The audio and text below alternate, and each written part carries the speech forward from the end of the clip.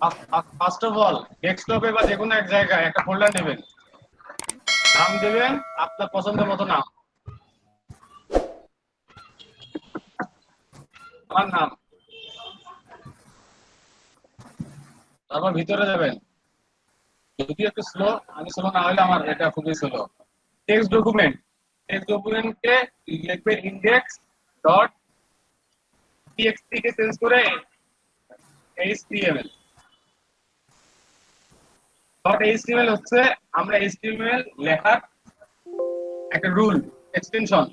ইমেজের জন্য APG PNG same. আপনার যদি কোনো ওয়েবসাইট করতে চান, আপনারা সবাই ভালো করে জানেন, যারা এখানে রেজিস্ট্রেশন করতে আছেন তারা জানেন যে ওয়েবসাইট ডিজাইন করতে গেলে, ডিজাইন এন্ড ডেভেলপমেন্ট শিখতে গেলে ফার্স্ট অফ অল যেটা লাগে সেটা হচ্ছে এইচটিএমএল। এইচটিএমএল অর্থ হচ্ছে হাইপার টেক্সট মার্কআপ ল্যাঙ্গুয়েজ। এর বেশি কিছু এইচটিএমএল সম্পর্কে জানার প্রয়োজন নেই। একটা এইচটিএমএল ফাইল যেভাবে ক্রিয়েট করতে হয় সেটা হচ্ছে এইচটিএমএল ফাইলের নাম ডট এইচটিএমএল, ডট এইচটিএমএল। ঠিক আছে, এই লেখাটা লিখতে হবে। তারপর এখানে open with notepad, notepad plus plus. আপনার নোটপ্যাড প্লাস প্লাস ইউজ করতে পারবেন, যে কোনো ব্রাউজার ইউজ করতে পারেন। বাট ফার্স্ট অফ অল আমরা কি করব, আমরা সবাই বাই ডিফল্ট একটা করে টেক্সট এডিটর থাকে, সেটা হচ্ছে নোটপ্যাড।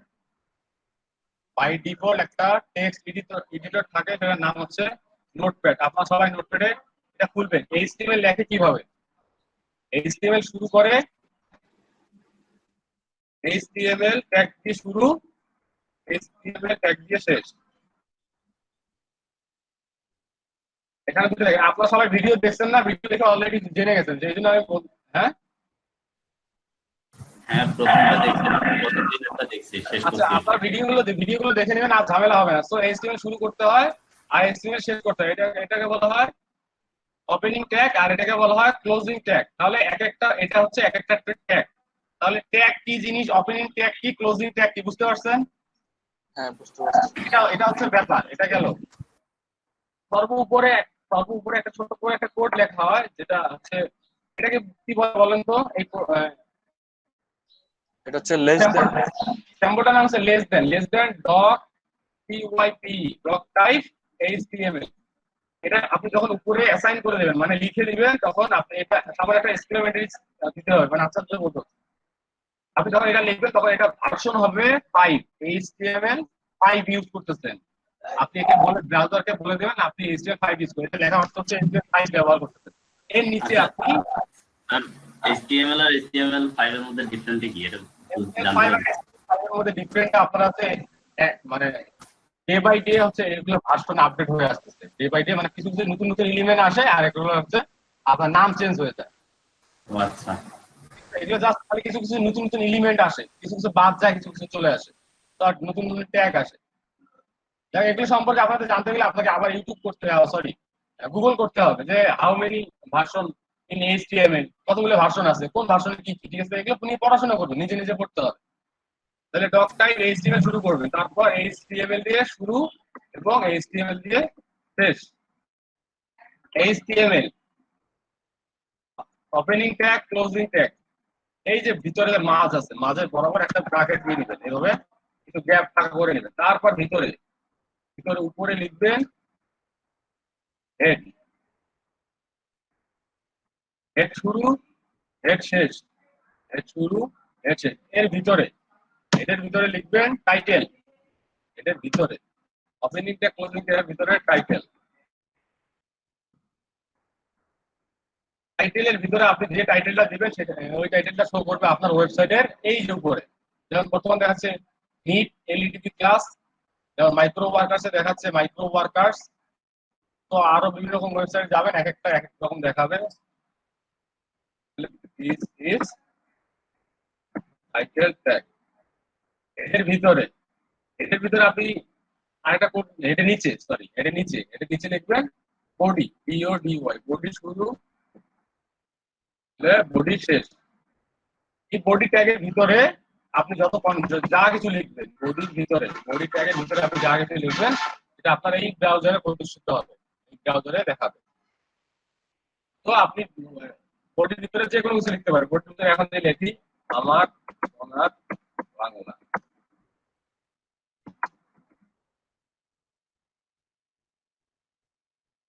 এটা আমি সেভ করলাম, কন্ট্রোল এস দিয়ে সেভ করলাম। কন্ট্রোল এস দিয়ে সেভ করলাম।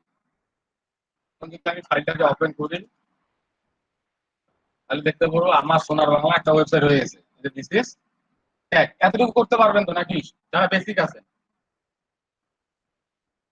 তাহলে অলমোস্ট অলমোস্ট হ্যাঁ ভাইয়া, আপনার রাসেল ভাই কি চলে গেছে? করতে পারবেন না? হ্যাঁ এটা পারবো, আমি তো পরে স্ক্রিনশট দিলাম, ফার্স্ট টাইম দিতে বলছে না। আচ্ছা আচ্ছা, ওকে। তাহলে হচ্ছে আপনারা হচ্ছে এরকম একটা ফাইল করে করে ফেলতে পারবেন এবং তার ভিতরে এইচটিএমএল কোডটা লিখতে পারবেন।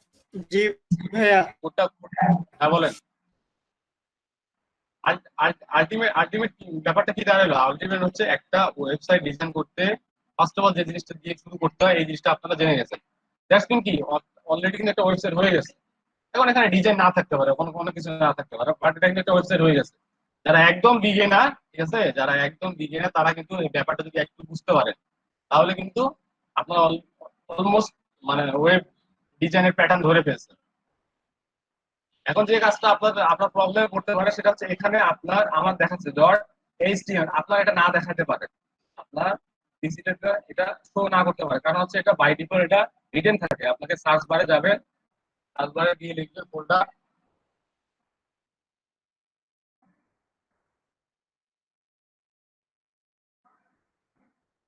ফোল্ডার এক্সপ্লোরার অপশন ভিউতে যাবেন, ভিউয়ে গিয়ে দেখবেন এখানে এই যে hidden extension for non file type, এটা বাই ডিফল্ট আপনাদের এখানে টিক চিহ্ন দেওয়া থাকবে। এখানে আমি টিক চিহ্ন দেই, দেখেন আমার এটা দেখাবে না, ডট এইচটিএমএলটা নাই। আমি যখন এখানে তুলে দিব, অ্যাপ্লাই করব, ওকে করব, তখন এটা আমার শো করবে। আচ্ছা ভাইয়া, আপনি ওই ফোল্ডারের ভিউতে গেলেই পাবেন এই অপশনটা।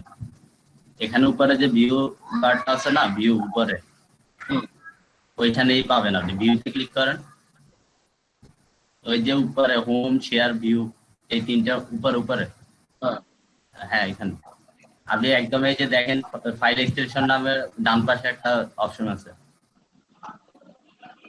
এটা হ্যাঁ এখানে, না না না উপরেরটা, এটা সিলেক্ট উঠাই দিলে আপনার এক্সটেনশনটা দেখাবে না, আর দিলে এক্সটেনশন দেখাবে। আচ্ছা, আমি তো এটা তুলে দেওয়ার পরে আমি যদি ডেস্কটপে আরেকদিন অন্য জায়গায় একটা ফাইল নেই এখানে, সেক্ষেত্রে কি করব? এটা তো মানে উইন্ডোজ তো এটা সেভই রাখে দেখলাম আমি, আমার এখানে তো ওইভাবেই রাখে। আচ্ছা দাঁড়ান, আপনাকে জিনিসটা দেখেন। হ্যাঁ ভিউ সেকশন অফ,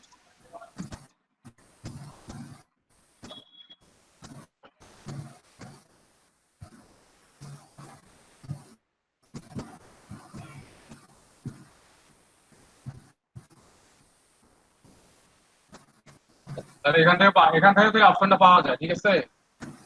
আমি কখনো ট্রাই করিনি, ঠিক আছে, থ্যাংক ইউ। ওয়েলকাম। তাহলে একটা ফাইল লিখবেন, ফোল্ডার বানাবেন এবং এইচটিএমএল কোড লিখে ফেলবেন। এটা হচ্ছে আপনাদের বাসার কাজ কালকে। আমরা কাজটা করার পরে এটা কি স্ক্রিনশট করে দিব আপনার কাছে? কাজটা করার পর কাজটা করার জন্য মানে এই যে আপনি একটা ফাইল, একটা ডকুমেন্ট তৈরি করতে বলে, ডকুমেন্ট করার পর ওখানে একটা এইচটিএমএল একটা ফাইল করার জন্য ফাইলের পর যে এইচটিএমএল শুরু, এইচটিএমএল শেষ, টাইটেল, বডি, এগুলা লেখার পর কালকে দেখাইতে হবে। হ্যাঁ হ্যাঁ, কাল না, আমি আসলে বলতে চাচ্ছি যে কালকে এই জিনিসটা আপনারা করবেন, ট্রাই করবেন একা একা।